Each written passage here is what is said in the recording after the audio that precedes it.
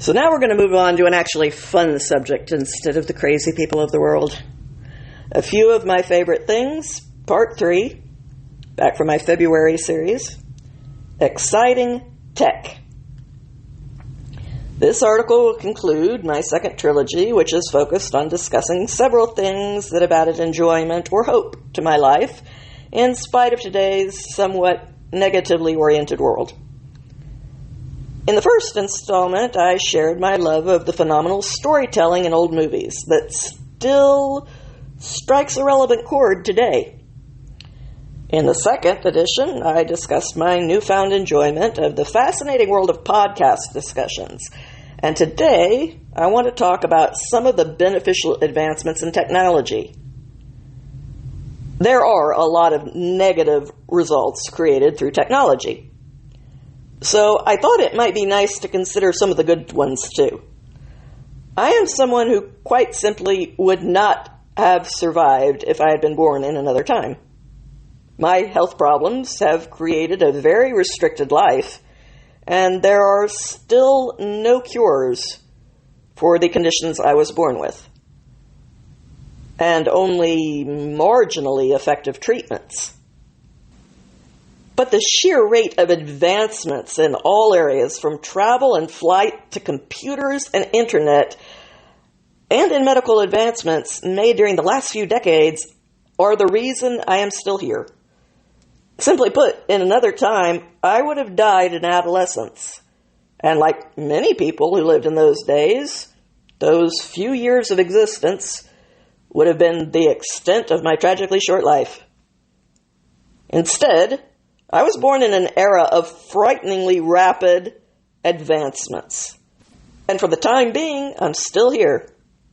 I've had 25 surgeries so far, which began when I was 15. I've lost a not insignificant amount of my vision, an even larger amount of my mobility, the majority of my overall health, and most of my independence. And I'm still in my 30s. I am eternally grateful for those in my life who have been compassionate enough to reach out and offer me a hand. But I don't tell you all of these things for your sympathy. I say them because they're the facts. This is the reality of my life, and technology isn't always a matter of more convenience. For some people, it can be a matter of survival. My grandmother had a lot of the same health problems I have, beginning at the same age. 3 years old. In her day, the miracle drug was steroids. In fact, she was the first person in my entire state to be put on them. As a result, she died in her 50s, emaciated to the weight of a Holocaust victim, addicted to morphine, having been bedridden and incapable of much movement for 8 years. Her femur, the largest bone in the human body, crumbled one day as she rolled over in bed. The chronic use of steroids throughout her life had caused severe osteoporosis. She said that even if she had known what the steroids would do to her, she still would have chosen to take them because they made the only part of her life that she actually got to live possible. If not for the existence of that small window in her life, I probably would not have ever existed.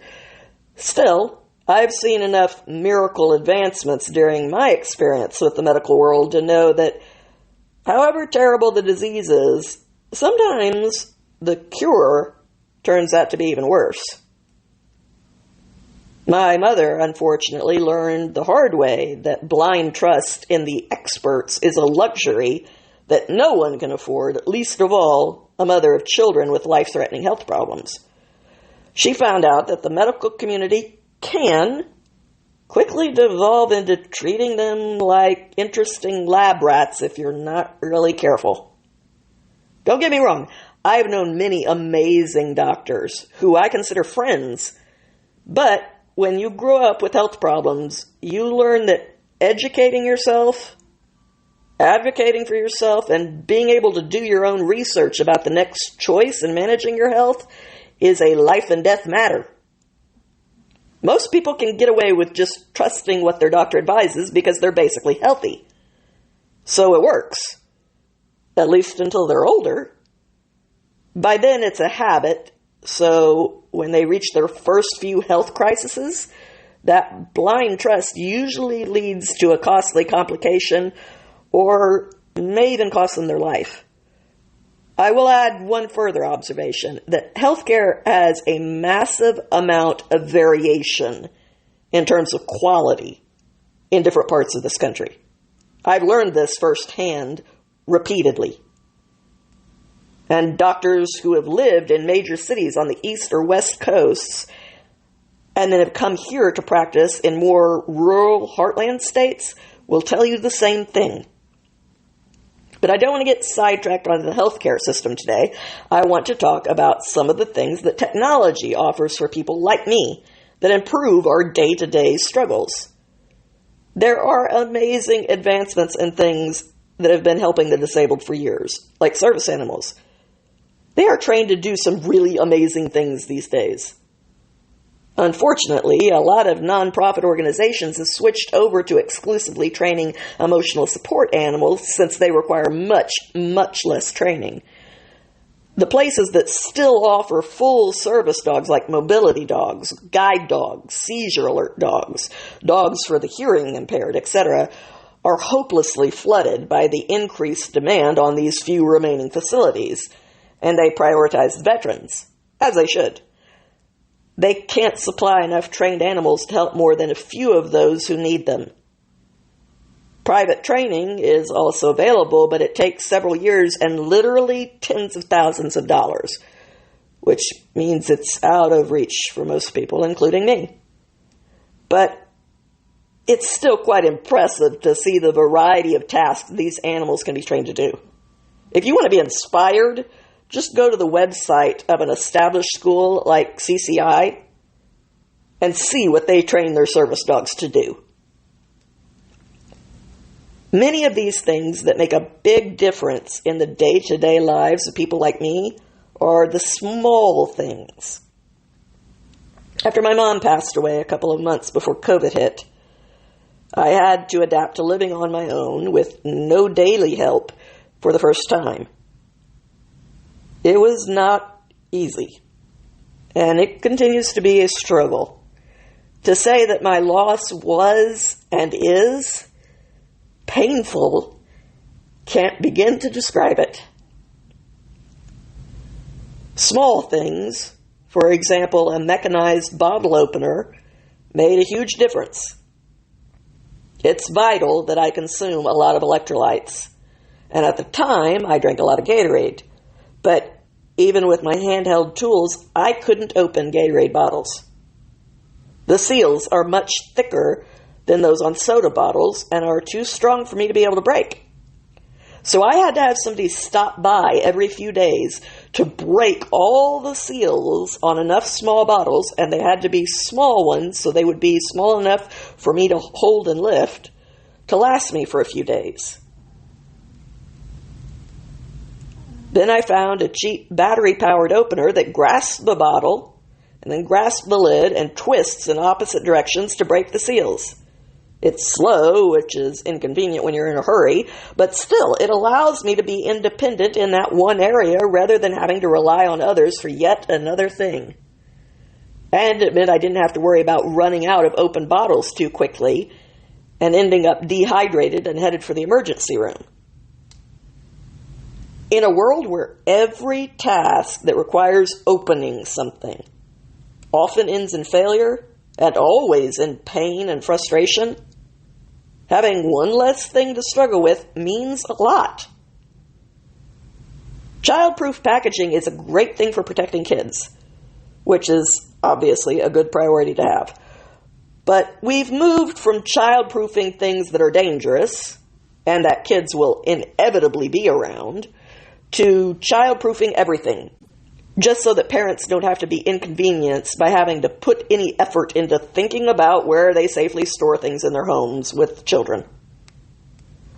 The prioritization of their convenience means actual physical pain for people like me during virtually every task we have to do. Companies could alleviate some of this by offering childproof and easy open packaging of their products so that homes with kids could buy the safer version and homes without them could buy the less painful option. But apparently there isn't enough demand for that to get companies to put it into practice. Advancements in the systems that are now available for homes makes a big difference too. A medical-grade alkaline water filtration system used in combination with electrolyte powders has dramatically improved my quality of life. Fortunately for me, my cousin was generous enough to see that I got this after seeing the difference it made to my health. It was way outside of anything I could have afforded. Another good friend saw to it that I also got a temperature-regulating mattress pad that has drastically improved my quality of sleep and thus my health by lessening the pain of laying through the night, as well as alleviating the misery of sweating through the sheets every night because my body doesn't regulate its temperature. It has been a godsend for this chronic insomniac. And smart appliances which can be operated from your phone means fewer painful trips getting up and down to accomplish life's daily chores. Which brings me to my newest discovery, Tesla. Now, I'll admit it straight off. I will never be able to afford one of these cars. I probably couldn't even afford the car insurance on one of these cars. But just because they won't end up directly impacting me doesn't mean I shouldn't be excited for what they can do for people like me. I'm not the center of the universe. But to not get excited about something just because you can't have it, I mean, how much enjoyment are you missing out on in life from that? I had heard the name Tesla for a few years, but I only knew that they were electric cars, good for the environment, etc. I knew nothing else about them. But curiosity about who Elon was eventually led me to look into his inventions. What was so special about Tesla, anyway? So I decided to check out the website and find out. I ended up fixating on the new Model X. Okay, these are seriously cool cars. They're not really even cars. These are robots on wheels. First of all, no more fighting to open heavy doors or struggling to get in, then properly close them because these doors open and close themselves. Aside from the high-end gadgets like the top-of-the-line stereo, entertainment systems, and navigation, which is a huge plus for me since I can't read street signs until I'm passing them, so this saves me a lot of U-turns, this car also automatically makes all the adjustments that make all the difference for me in a car. When the seats automatically adjust with the push of a button instead of manual levers, I can bring a seat up to the easiest position for me to get in and out of the car, then push a button and be in the best position to drive. The old school levers require so much struggle and strength to hike the seat around that it's usually not worth it. So I leave the seat in the driving position and then I hurt myself every time I have to get in and out of the car. Heated seats are nice and feel really good on painful joints, but vented seats are a life-saving way for me to rapidly cool down in the summertime when I'm usually homebound by the dangers that getting out in the heat pose to me. My body doesn't regulate its temperature, so I can heat stroke fast. And vented seats mean I don't have to hide in my home for 3 solid months until fall arrives. HEPA filtration means less risk of an asthma attack while I'm traveling.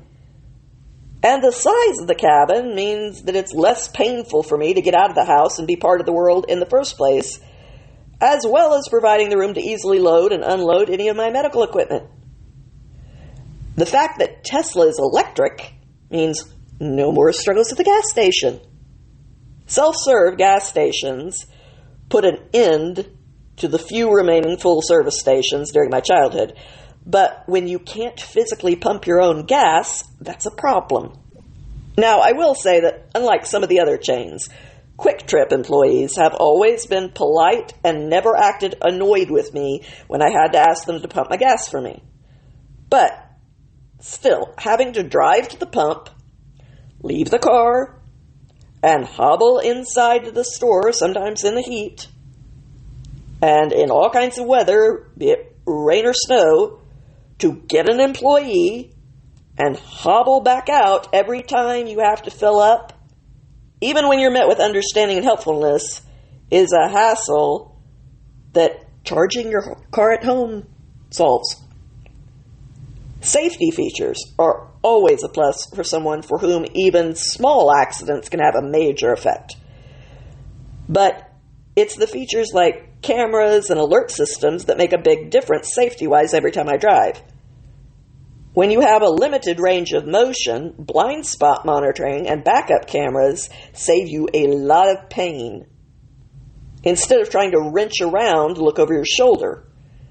And anyone with limited vision appreciates the added safety for you and for others of having a warning as an extra backup should you miss something. This happened to me once when a parent was letting their toddler run ahead of them in a parking lot. The child was too small to be seen over the trunk of my sedan, and if it had not been for my alarm and camera, I would have backed out just as that child was running behind me. The really impressive thing about Tesla is the autopilot features. I know these are controversial, and I'll get to that, but first, let's just talk about what they offer to someone like me. Between my limited mobility to look over my shoulder and my decreased vision, merging onto highways was something I avoided in order to assure the safety of those around me. I could never live with being responsible for injuring someone else, and 45-mile-per-hour town streets are one thing, but merging onto a highway full of traffic going 65 miles per hour was something that I restricted myself from doing as my health worsened. But when I needed to go somewhere that required a highway to get there, I either had to arrange for a ride or come up with the money to hire a ride or take a much longer and more complicated route, which often meant a long journey that became truly painful. This car can handle those high-speed merges on its own.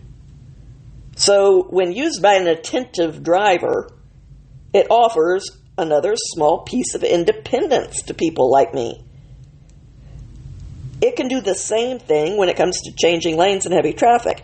Its ability to do this on its own, used as a souped-up safety feature by an active driver, makes it safer for people like me to drive in the first place.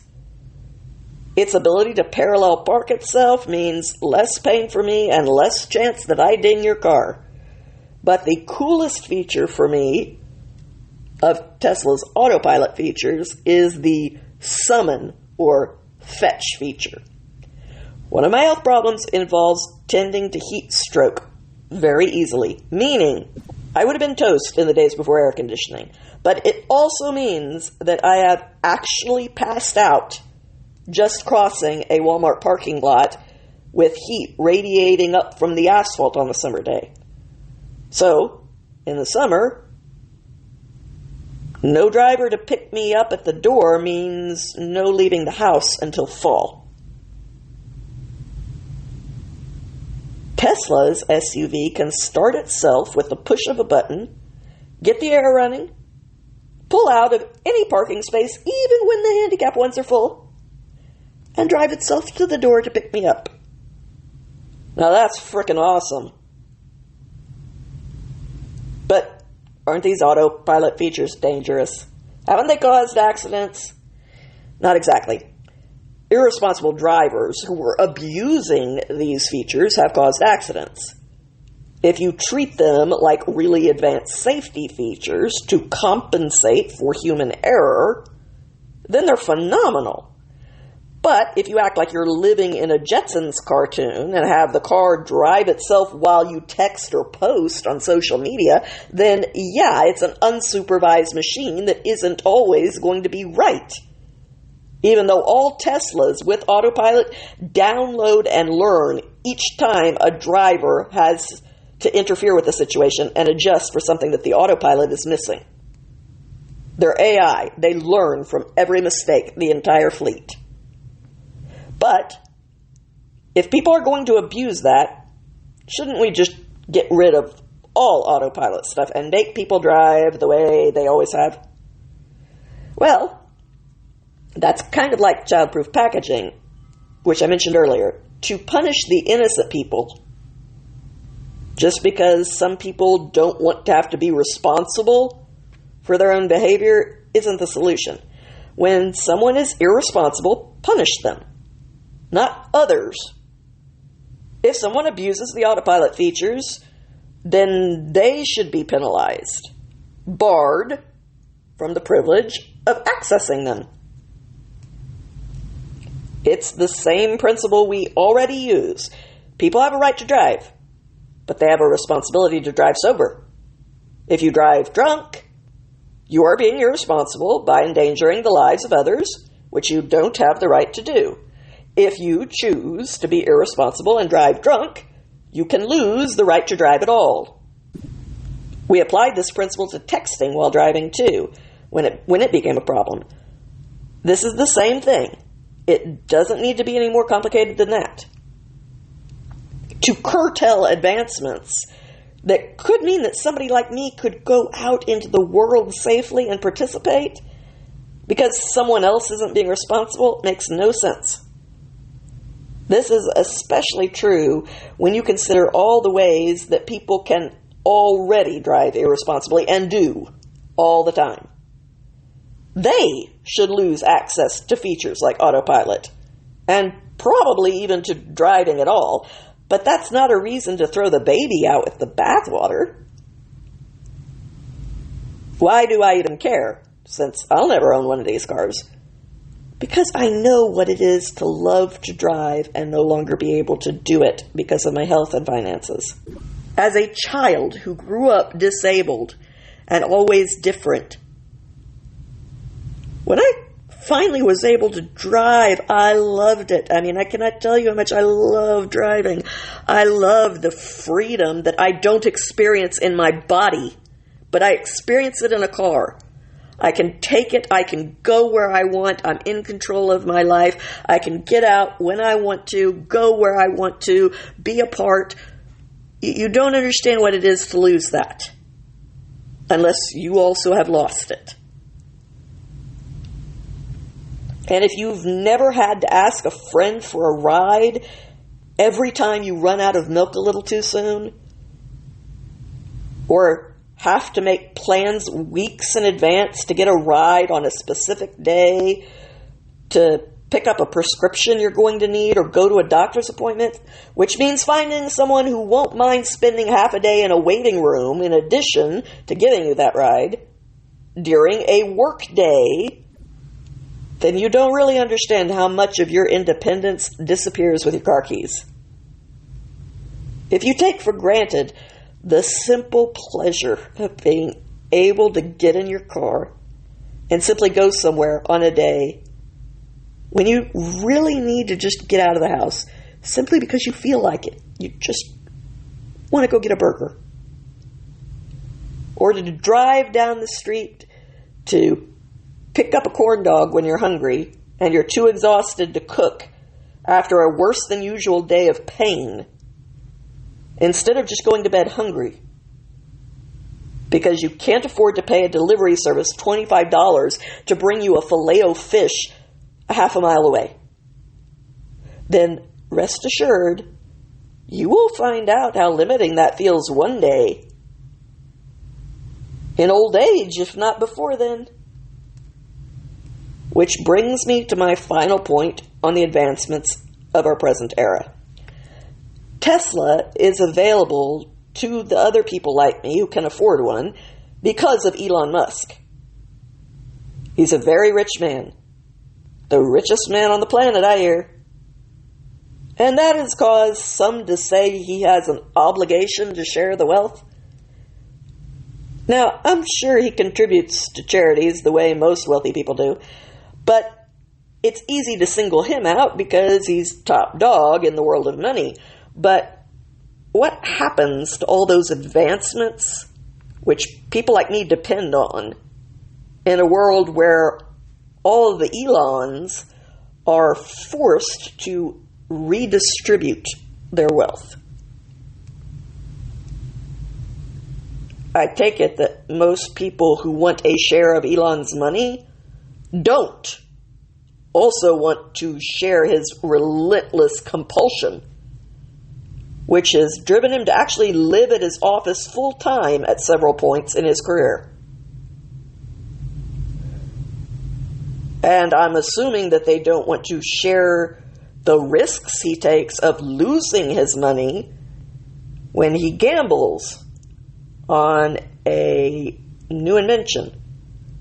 So, if those who don't want to lead Elon's life and don't have his abilities to create real beneficial advancements do get a share of his money, why should he go on leading that kind of life that the rest of us don't want to live, which produces the advancements that make all of our lives better? If you get a share of the cash, whether you're Elon or not, then why be Elon? He describes living in his mind as living in the middle of a relentless storm all the time. He can't turn it off. You want to live that way? You want to live at your office? I mean, most people, take a sick day from work when they want to, don't show up. You want to actually be so driven to do your work that you live at your office for months at a time? You want to have your whole life run by the genius in your head who's kind of a cruel taskmaster? And I'm sorry, but I mean, let's be real here. Elon Musk is a frickin' unique genius. This is somebody that's not only scientifically very advanced, who's not only a visionary at coming up with these ideas and putting them into practice. This is somebody that's trying to make us interplanetary. Okay, he's trying to get to frickin' Mars. Let's be real here. What have you done that equals that? And why should things that are not equal be treated as though they are? I mean, this man has broken the censorship stranglehold on Twitter and made it where people can say what they want. Yeah, that means some people say ugly things, but it also means we can actually discuss things, work out our problems. He's trying to get to frickin' Mars. He's brought satellites so that parts of the world that had no access to the internet now do, including places like Ukraine that are in the middle of war zones. He's made Tesla. He made PayPal. I mean, seriously, when you've contributed what Elon has contributed to the world, then maybe there's an argument for getting a share of his money. But until then, let's be real here.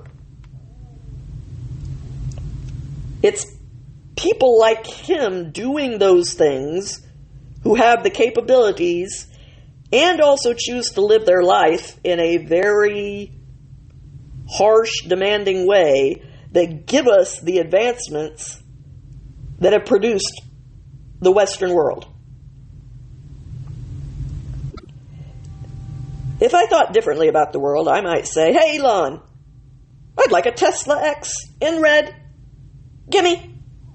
But here's the thing. Elon doesn't owe me a free Tesla.